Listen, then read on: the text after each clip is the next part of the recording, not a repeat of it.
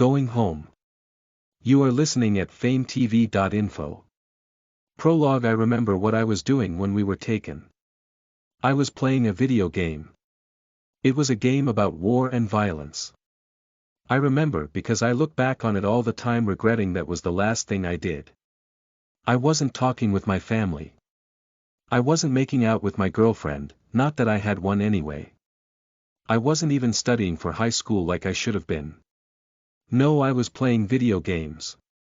I thought that was the folly of me. I didn't do enough. I didn't see enough. I didn't live enough.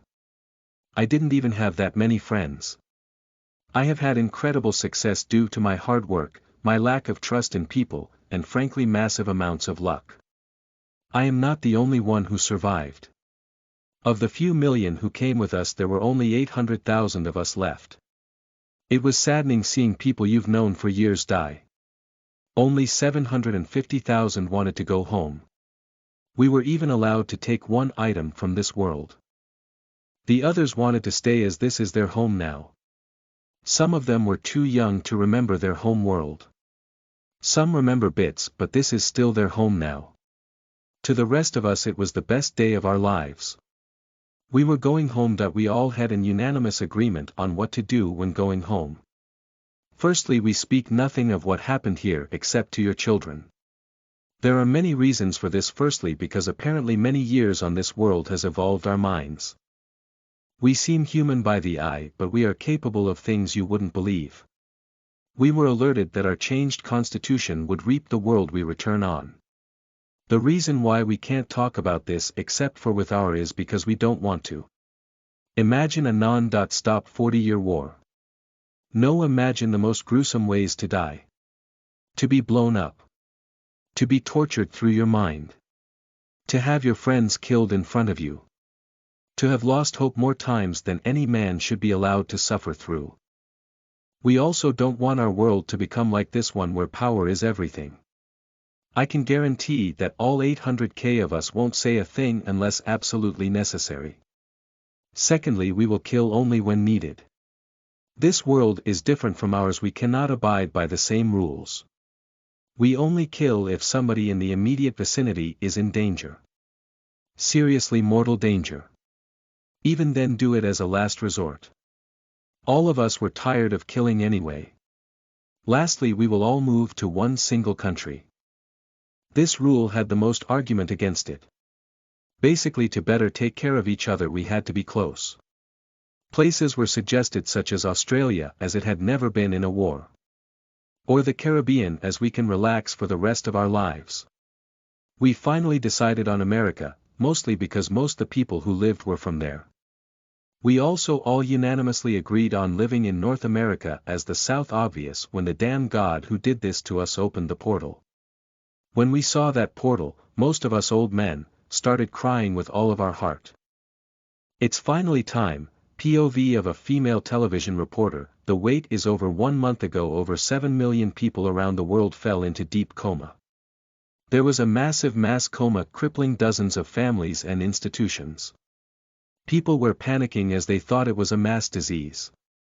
But later inspection brought us to the conclusion that it was nothing of the sort. Tens of thousands of people were dying daily until just 1 hour ago. Most of the remaining survivors, numbering in just a little above 250,000 people, have just woken up. The people that have woken up are crying profusely and have a different eye colors than before, but anatomy-wise they are completely normal. Physiatrists have been studying the patients to determine why. We are a glad world to have these people back. This won't make up for the millions that lost their families. But it does mean the few that survived can now go back home. And we can hope we can move this horrible event behind us. As for the people who don't wake up, one of the people who was in a coma offered to pay all the bills for those afflicted by the taken. This is Cheryl Green singing off. POV that I wake up and see a hospital room.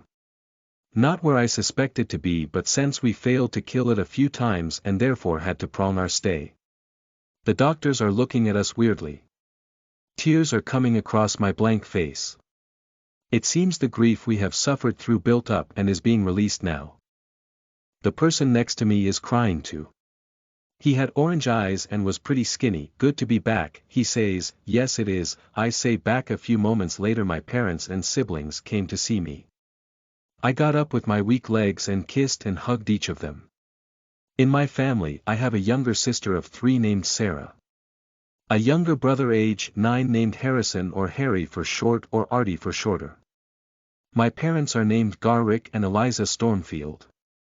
We were a family of typical ups and downs, though they all seem so small now.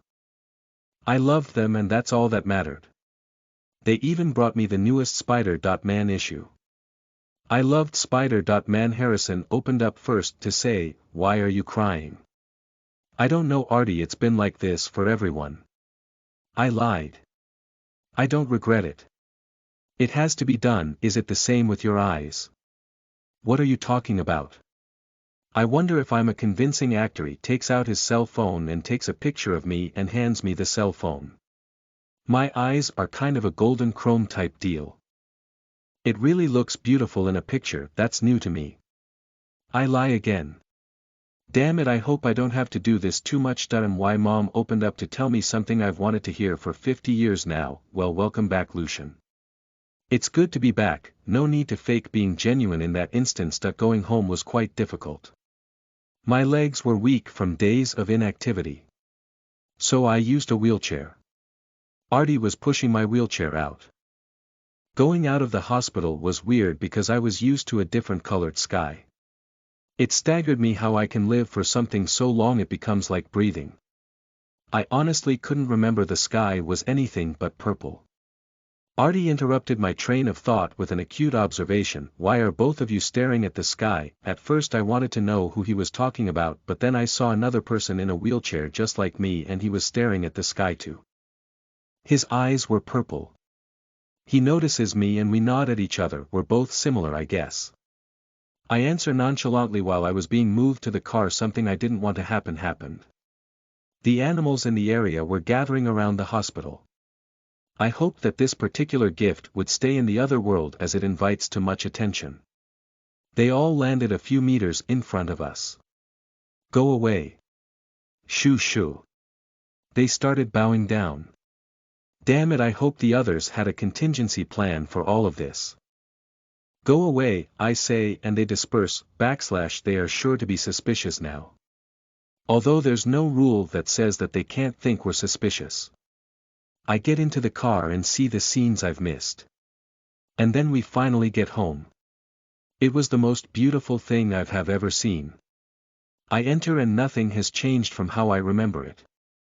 Unfortunately, I don't want my family to be too suspicious of me, so the first thing I do when I get home is go to my room and play video games, saying, "I missed out on a whole month of video games." They all look relieved as if they got their old family member back. They didn't. POV Garrick, my son, is finally home. The first thing he did when he got back to the house was playing video games. He feels different though. Like a totally different person. I was about to knock it off as just me overthinking things, but that night he started screaming. He was still asleep, but he looked like he was going through hell. I tried to wake him. Just as I was about to touch him, he flipped me, a 230-pound person, around like a pancake and was about to hit me. He was crying. He quickly notices who I am and lets go of his Superman grip on my arm. I don't know what happened to him. But whatever it was, it must have been awful. I'm going to hire a psychiatrist until he gets better. Whatever is going on is scaring me and Eliza. I hope this sorts itself out. POV Lucian, damn it, I'm here one day and I already screw it up. I had a nightmare about the old days. It's not like I could have controlled my dreams. Damn it. Now I have to go to a psychiatrist. Today. After school, which I also have to go to today. Damn it. I forgot where the bus stop is and where my classes are. Fortunately, there was a good excuse for that since it was only the beginning 2 months ago and I am a freshman. I hope I played it off well. My classes were peaceful. I could rest. As I didn't get enough sleep, I thought I could sneak in a few hours of sleep or so. I thought till the teacher of my math class slammed a book on my desk. I was about to hit him but stopped an inch from his face. Oops, I'm so sorry, sir. I've been very fidgety ever since the coma. I understand if you feel the need to punish me, the guilt card. I hope it works, it's not a problem, Lucian. Next time I'll throw this book at you. Everyone laughed because there was no way he was going to do that. Maybe I do need a bit of psychiatry. My next class was science. I remember that I had the most crippling crush on the teacher. I used to have wet dreams about her. All males were at this point at some point in their lives. The funny thing was that I only seen her around 2 weeks before being taken. Hell, I didn't even know her first name. It was just Mrs. Cassandra, as if that was her first and last name. I fascinate myself so much. I was looking at her and my body is still that of a teenager here, so I had to leave with my binders covering my young doodle. At lunch I forgot where I would sit. Don't worry, I don't feel bad about it. I tried to remember my high school friends' faces when they started waving at me. They look about right. 3 people seated at the edge of the table. I forgot their names. Oops, so you up for a I'm awake video game party? I'm talking 2 pizzas a DR. Pepper and nothing but Battlefield 4, maybe some other time I have to go to a psychiatrist because of the coma thing. I say in that way to make it no big deal, bummer, maybe tomorrow then, damn it, sure, why not? Looking a bit unnerved, one of my friends says, oh, Bryce is here. Why is that a problem, dude? He hates us ever since you spilled your shake on him in middle school. And he is buff now. And on the football team, so the punishment for hurting us may be less. What trivial worries, don't worry, everything's going to be fine. My ease put them more at ease. That is until he came over. And sat next to me. That I continued eating as if nothing was happening. Well, welcome back, Sleeping Beauty, that's not funny. I say frankly, I know insults aren't supposed to be funny. I remember in Spider-Man how he would just take things from Gordon. I am not Spider-Man. I do not have the patience for stupidity or intolerance. So I give him a taste of my primal fear. All beings have a natural predator. I tap into that feeling, them forcing them to feel fear like a waterfall. The fear you're going to be eaten. The fear of certain death. I force him to feel how insignificant he is. How small. How weak. How I can crush him like a bug. I am the apex predator. He feels it, I see it on his face. I went a bit too far, guys, we have to go, he pissed himself. They start laughing. Soon the whole cafeteria is. He knows it was me. I don't care, I never cared much for bullies. Besides, he can't prove it. Nothing else of interest happened that day except when I was leaving. A myriad of animals were waiting outside. 2 bears were there as well, which caused panic among them. Unfortunately, I was oblivious to their signs of fear and started walking forward. Unfortunately again, I didn't notice until it was too late and I was 3 inches from the bears. Who are again bowing. I mean, come on, we were very afraid of many things in the other world, but not animals. How do you turn something like that on again? Damn it, how do I play this off? I put my hand on the bear and say, looks like they were trained well. A brave kid came out of the blockade and tried to pet them.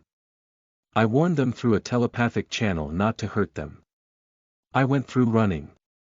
Damn it, I'm going to ruin I for everybody. Animal reverence is a side effect of an elder deer bone infusion. The hardest thing ever. It evolved me a bit further than most. It isn't even my main power. It was used more for defense.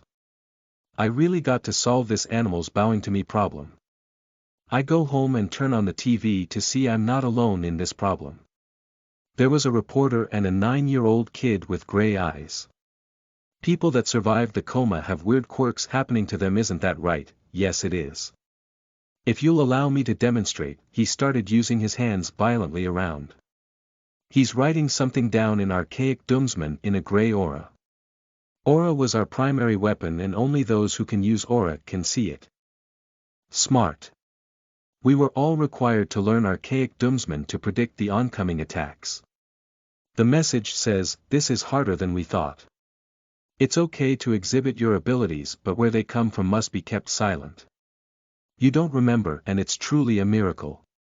Use your religion if you have to. That is our story. No. Spread the word. Thank God I'm not the only one with the problem. I ease up, allowing the tiny antlers to grow out of the side of my wrists and the back of my ankles. If I really want, I can grow them out of my head or back, but that would look weird in this world. Why? Dad came home surprised at the change but ultimately knew something was up. Then we went on our way to the psychiatrist. If there are any errors, please tell me. If you guys like this, I will alternate between this and Forcer. If not, oh well. Listen to the full novel at fametv.info, direct link in the description.